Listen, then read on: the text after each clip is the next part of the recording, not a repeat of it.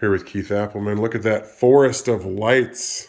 Yep, I'm got them all out, got them cleaned up, labeled, uh, measured for boxes and shipping, and I was getting them ready so that we can do some photography and get them photographed when Heck they're yeah, I done. noticed that there's a lot of different styles of bases. Like, Oh, there can you are. can you talk about them a little bit? Yeah, I like using burl wood a lot.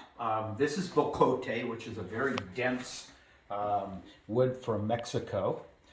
A lot of local, like black walnuts. Uh, these are all maple, which is a northwest wood, more black walnut. This is madrone, which is also northwest, more madrone. This happens to be a cypress knee.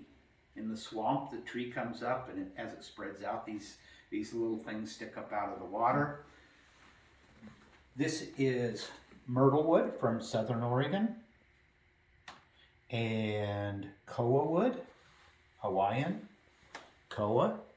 This is Milo, which is also a very dense Hawaiian wood. Over here we have some black walnut, tiger maple. You see this a lot of times in guitar necks and things. More black walnut. This is bubinga, walnut, more walnut. What's the circular one there? This is a walnut burl, or excuse me, a maple burl.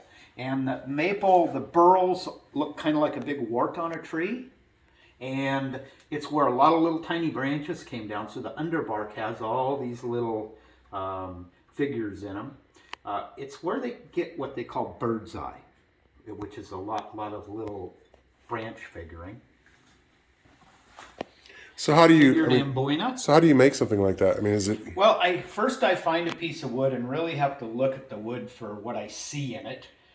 Sometimes I'll cut and shape different things based on the wood.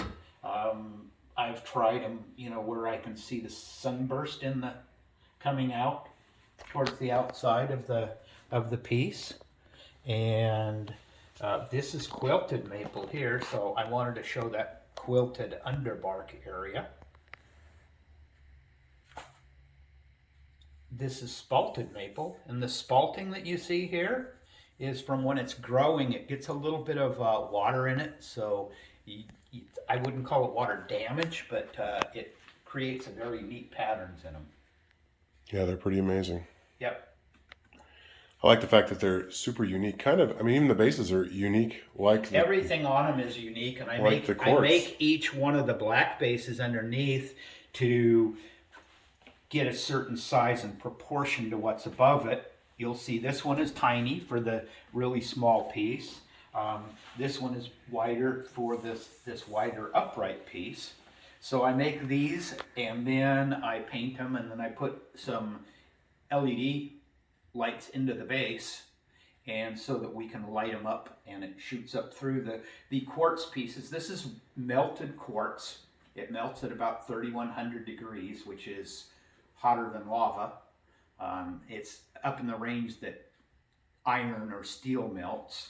Glass is melted about 2,000 degrees. So once these are done and shaped and extruded, then a lot of them I look at, and some of them I mask and cut out the masking and then sandblast those areas so that the light will diffuse out a little different, which you will see more as I photograph these individually. When they're lit, you'll see a lot of diffusion come out of these sandblasted. Is it safe to say they kind of make themselves? The vision, you just look at what it is, and yeah. I look at it, and some of them, like this one, had this little drip on it, so I wanted to accentuate that drip. So primarily, just that is done. A few of the pieces come out with a lot of bubbles and things when they first come out through the dyes.